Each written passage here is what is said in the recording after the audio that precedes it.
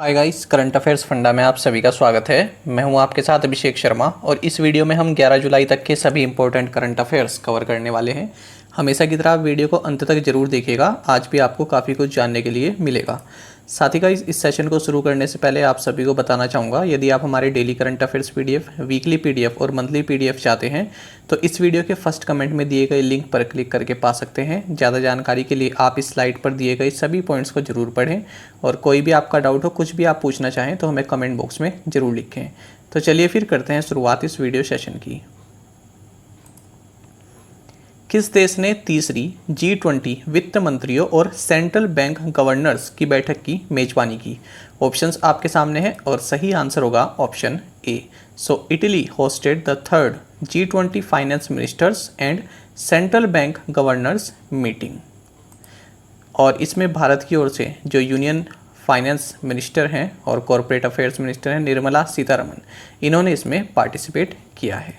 आपको जानना चाहिए, इटली की कैपिटल रोम है, यहाँ की करेंसी यूरो है और यहाँ के प्रेसिडेंट हैं सर्जियो मैटेरेला और यहाँ के प्राइम मिनिस्टर हैं मारियो द्रागी। अगर हम G20 मीटिंग्स की बात करें तो 2021 में होस्ट कर रहा है इटली, 2022 में होस्ट करेगा इंडोनेशिया, 2023 में इंडिया और 2024 में ब्राज़ील। आगे बढ़ते हैं। सरकार ने सार्वजनिक उद्यम विभाग यानी डिपार्टमेंट ऑफ पब्लिक एंटरप्राइजेस को किस मंत्रालय के तहत लाया है? ऑप्शंस आपके सामने हैं और सही आंसर होगा option A. The government has brought department of public enterprises under ministry of finance.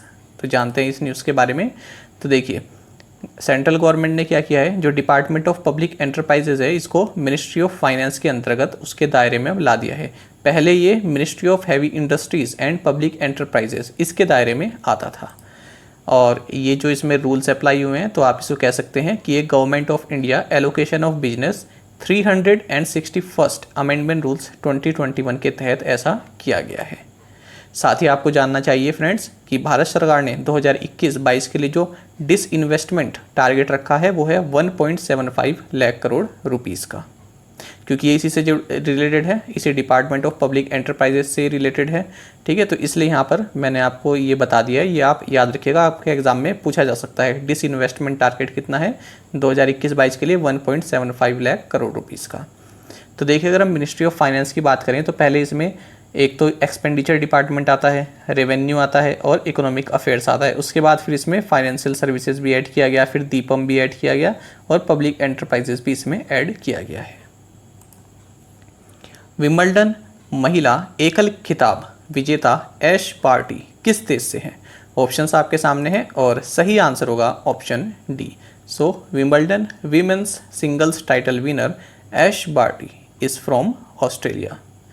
तो ये हैं जिन्होंने बड़ी थाली पकड़ी हुई है, ये है ऐश बार्टी, और जिन्होंने छोटी थाली पकड़ी है ये है प्लिस्कोवा। तो जानते हैं इस न्यूज़ के बारे में। तो देखिए, वर्ल्ड की नंबर 1 प्लेयर हैं ऐश बार्टी, ये ऑस्ट्रेलिया से हैं और जिन्होंने विंबलडन्स का जो महिला खिताब है ये जीता है।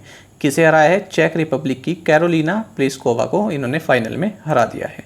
आपको जानना चाहिए, विंबलडन जो है ओल्डेस्ट टेनिस टूर्नामेंट है, सबसे पुराना टेनिस टूर्नामेंट विंबलडन है। ये भी क्वेश्चन आपके एग्जाम में पूछ लिया जाता है कि सबसे पुराना टेनिस टूर्नामेंट कौन सा है या ग्रैंड स्लैम टाइटल कौन सा है, तो आंसर होगा विंबलडन। और इसको लंदन में ऑल इंग्लैंड क्लब यहाँ पर खेला जाता है और ये ग्रास कोर्ट पर खेला जाता है, ये भी आपको जानना चाहिए।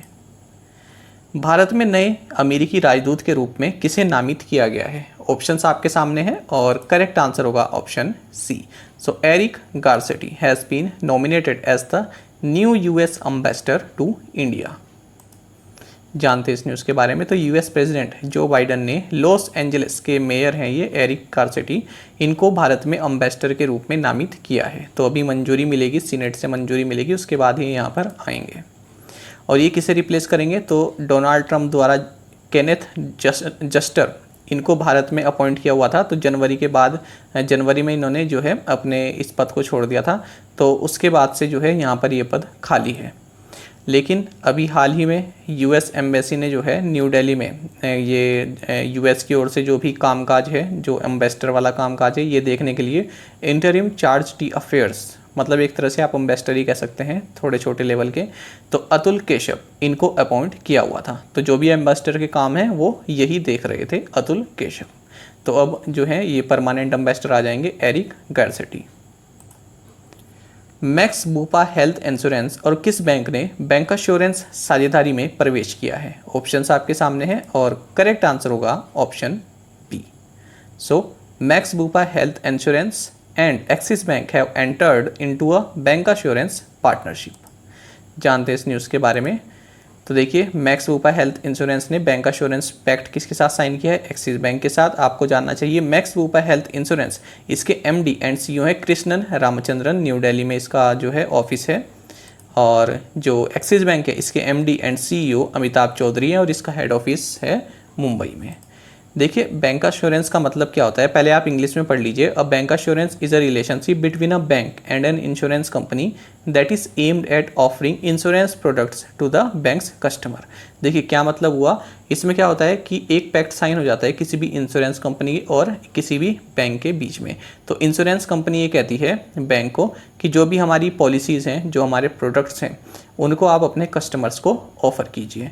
तो जो भी बैंक होता है वो इंश्योरेंस कंपनी के जो भी प्रोडक्ट्स होते हैं, जो भी पॉलिसीज़ होती हैं, उसको अपने कस्टमर को जो है ऑफ़र करता है। तो इससे क्या होता है, दोनों के पास फ़ायदा होता है। इंश्योरेंस कंपनी का तो जो है अपना जो बेस है, जो कस्टमर बेस है वो बढ़ जाता है, और बैंक्स को जो है इंश्योरेंस की तरफ से जो भी कमीशन वगैरह दिया जाता है तो उससे बैंक का भी फ़ायदा होता है। आगे बढ़ते हैं। विश्व जनसंख्या दिवस किस दिन मनाया जाता है? ऑप्शंस आपके सामने हैं और सही आंसर होगा option C. So world population day is observed on July 11 जुलाई को मनाया जाता है विश्व जनसंख्या दिवस। और इस बार इसका थीम रहा है rights and choices are the answer, whether baby boom और bust the solution to shifting fertility rates lies in prioritising all people's reproductive health and rights. Friends, यहाँ पर आपके लिए सबसे इंपॉर्टेंट जो फैक्ट है वो इस लाइन में है, ये जानिएगा आप। देखिए 2011 में 7 बिलियन मार्क जो है वर्ल्ड की पॉपुलेशन हो गई थी।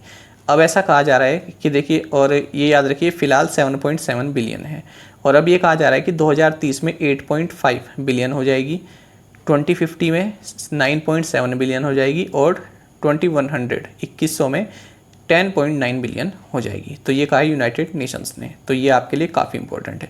पूछ लिया जाता है कि जो जनसंख्या है ये 8.5 बिलियन का आंकड़ा किस साल टच करेगी? तो आंसर होगा 2030।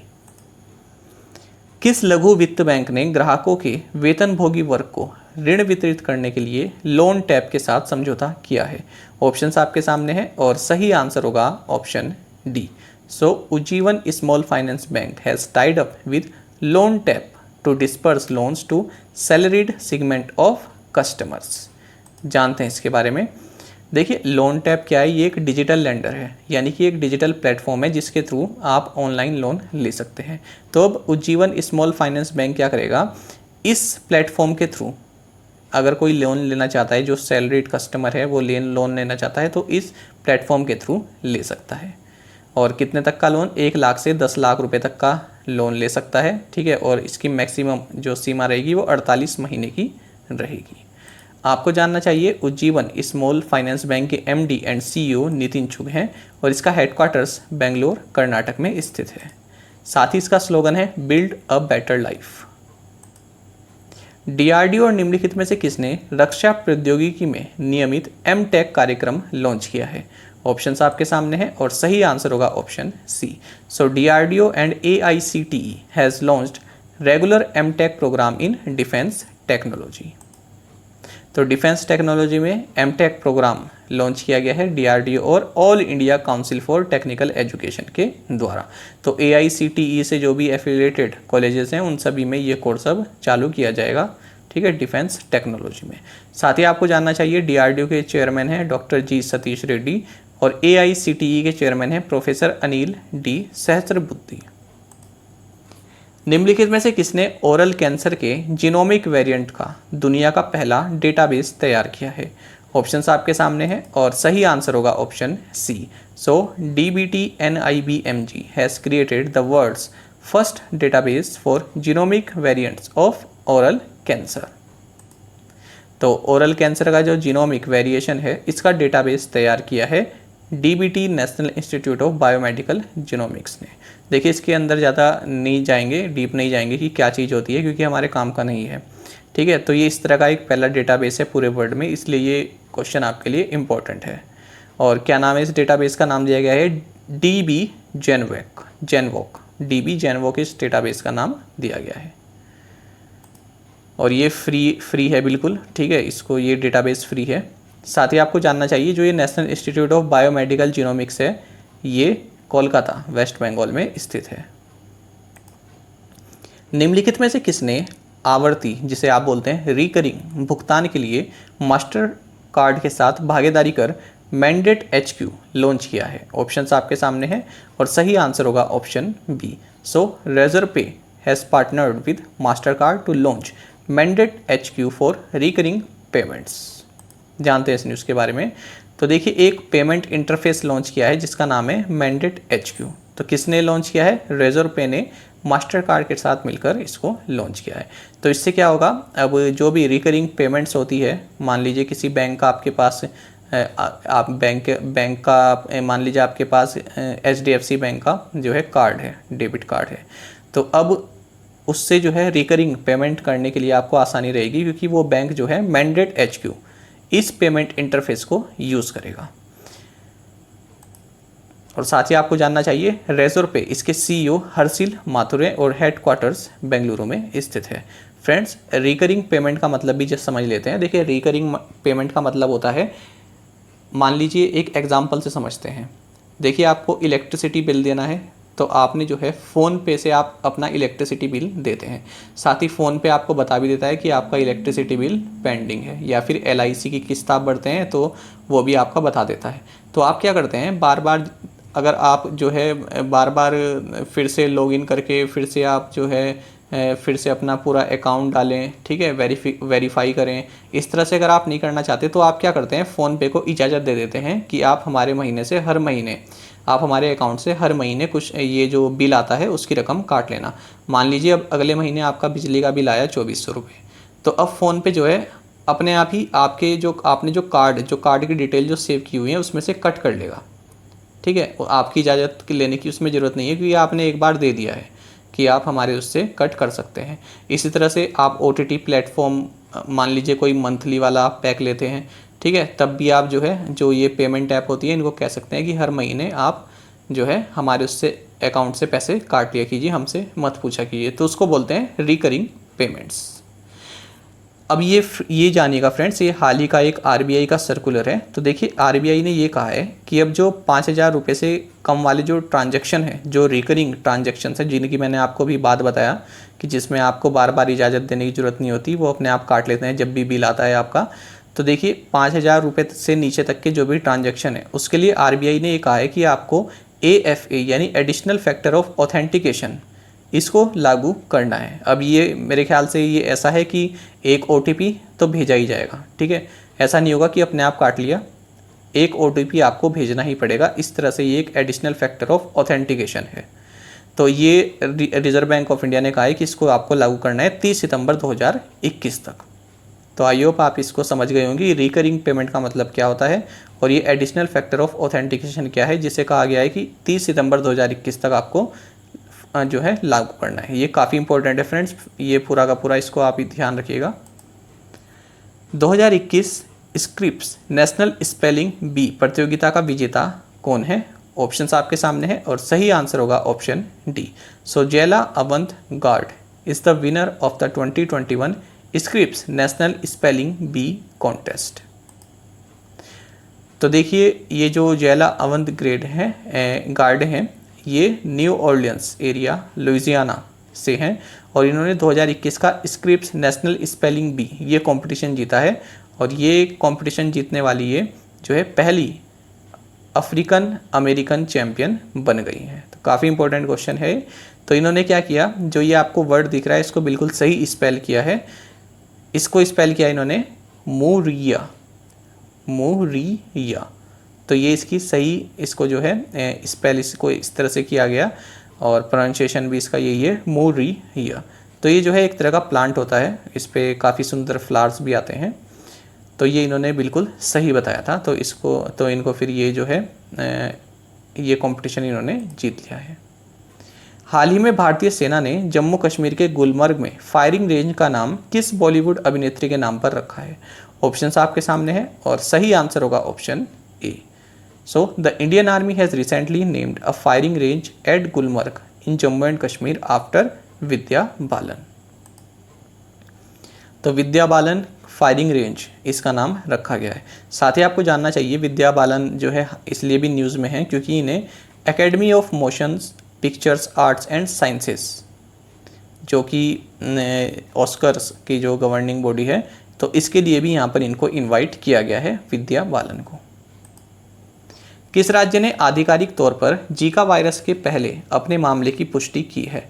ऑप्शंस आपके सामने हैं और सही आंसर होगा option B. So Kerala has officially confirmed its first case of Zika virus. Zika virus के बारे में आप यहाँ से पढ़ सकते हैं, बाकी मैं भी आपको बताऊँगा। तो देखिए केरल ने कहा है कि हमारे यहाँ तिरुवनंतपुरम में एक 24 साल की प्रेग्नेंट जो वुमन है उनके ब्लड सैंपल में जीका वायरस पाया गया है और ये फर्स्ट केस है, ठीक है, इसका जीका वायरस का। और इसमें जो सिम्टम्स हैं ये फीवर है, skin rashes, conjunctivitis, muscle and joint pain और मैलेज एंड हेडेक, ये सभी इसमें होता है जो इसके सिम्टम्स हैं। और साथ ही आपको जानना चाहिए जो ये वायरस है ये मॉस्किटोज़ की जो एडिस स्पीसीज है इसके कारण होता है और यही स्पीसीज जो है डेंगू के लिए भी रिस्पॉन्सिबल होती है। आपको जानना चाहिए कि जीका वायरस की कोई भी वैक्सीन अब तक उपलब्ध नहीं है और इसको सबसे पहले 1947 में युगांडा के जीका फॉरेस्ट यहाँ पर आइसोलेट किया गया था। तो ये युगांडा की जो जीका फॉरेस्ट है इससे इसका नाम लिया गया है जीका वायरस का। राष्ट्रीय मत्स्य किसान दिवस किस दिन मनाया जाता है? ऑप्शंस आपके सामने हैं और सही आंसर होगा option D. So the national fish farmers day is observed on जुलाई 10। तो 10 जुलाई को मनाया जाता है। ये क्यों मनाया जाता है? क्योंकि 10 जुलाई 1957 को तो भारत के जो ये प्रोफेसर रहे हैं डॉक्टर हीरालाल चौधरी और इनके कॉलीग थे डॉक्टर अली कुन्ही, तो इन्होंने क्या किया, एक कार्प्स यानी कि एक तरह की ये ऑयली फ्रेश वाटर फिश होती है, तो इसकी जो है सक्सेसफुल इंड्यूस्ड ब्रीडिंग इन्होंने की थी, ठीक है। तो ये जनरली जो है अफ्रीका में पाई जाती है, एशिया में भी कुछ क्षेत्र में पाई जाती है, ऑस्ट्रेलिया में पाई जाती है। तो इसकी सक्सेसफुल ब्रीडिंग इन्होंने की थी इसी दिन 10 जुलाई के दिन, ठीक है, उड़ीसा में, इसलिए नेशनल फिश फार्मर्स डे मनाया जाता है। आपको जानना चाहिए कि जो परसोत्तम रूपाला है तो ये minister of fisheries, animal husbandry and dairying, ये डिपार्टमेंट इनके पास है। भारतीय रिजर्व बैंक ने कर्नाटक बैंक पर कितने राशि का जुर्माना लगाया है? ऑप्शंस आपके सामने हैं और सही आंसर होगा option A. The reserve bank of India has imposed a penalty of ₹1 crore on Karnataka bank. साथ ही आपको जानना चाहिए कर्नाटक बैंक के एमडी एंड सीईओ महाबलेश्वरा MS हैं और इसका हेडक्वार्टर्स मंगलोर कर्नाटक में है। इसका स्लोगन है your family bank across India. उत्तर पूर्वी विकास वित्त निगम लिमिटेड के CMD के रूप में किसे नियुक्त किया गया है? ऑप्शंस आपके सामने हैं और सही आंसर होगा option D. So PVSLN Murthy has been appointed as the CMD यानी chairman and managing director of north eastern development finance corporation limited. CMD का मतलब होता है चेयरमैन एंड मैनेजिंग डायरेक्टर, ठीक है। तो ये PVSLN मूर्ति इनको अपॉइंट किया गया है CMD किसका? North eastern development finance corporation limited का, जिसका कॉरपोरेट ऑफिस दिशपुर गुवाहाटी असम में लोकेटेड है। अब देख लेते हैं फ्रेंड्स प्रीवियस असाइनमेंट क्वेश्चंस के answer. Who is the new director general of police यानी DGP of Uttar Pradesh? Answer is Mukul Goyal. What is the capital and currency of Guatemala? Answer is Guatemala City and currency is Quetzal. Which country has largest forest area in the world? Answer is Russia. World's deepest swimming pool has opened in which city? Answer is Dubai. So ये 60 meters deep है यानी कि 196 feet. Which hill station is also known as Princess of Hill Station or the Gift of the Forest? Answer is Kodaikanal, Tamil Nadu. और आप में से कई aspirants ने 5 क्वेश्चंस के आंसर बिल्कुल सही दिए हैं। अब देख लेते हैं आज के असाइनमेंट क्वेश्चंस। और अगर फ्रेंड्स आपको हमारा कंटेंट अच्छा लगता है तो आप वीडियो को लाइक और शेयर कर सकते हैं। What is the capital and currency of Honduras? Inbuan is a form of wrestling native to which state? ये काफ़ी इंपॉर्टेंट क्वेश्चन है। National Institute of Virology is located in which city? The first case of bone death disease has been reported in which state? And the last question is, which state has been providing jobs to abandoned surrendered children under Harihar scheme? तो पांचों questions के answer आप हमें comment box में जरूर बताइएगा। यदि आपको एक क्वेश्चन का आंसर भी आता है तो वो भी आप हमें कमेंट बॉक्स में जरूर से बताया कीजिए। साथ ही फ्रेंड्स, आप सभी करंट अफेयर्स फंडा को टेलीग्राम पर भी ज्वाइन कर सकते हैं। यहाँ पर रेगुलर वीडियो अपडेट्स और करंट क्विजेस हम आप सभी के लिए डालते हैं। साथ ही डिस्कशन ग्रुप में आप किसी भी क्वेश्चन का सॉल्यूशन पा सकते हैं। फ्रेंड्स, यहाँ पर हमारे करंट अफेयर्स की प्लेलिस्ट दी गई है, इसको आप ज़रूर पढ़ें, इसको आप ज़रूर देखें। अपने दोस्तों के साथ, जो भी आपके फेलो एस्पिरेंट्स हैं, किसी एग्ज़ाम की तैयारी कर रहे हैं, उनके साथ भी आप शेयर ज़रूर करें। और कमेंट बॉक्स में ज़रूर बताइएगा कि आज का ये करंट अफेयर्स का सेशन आपको कैसा लगा। Thank you guys.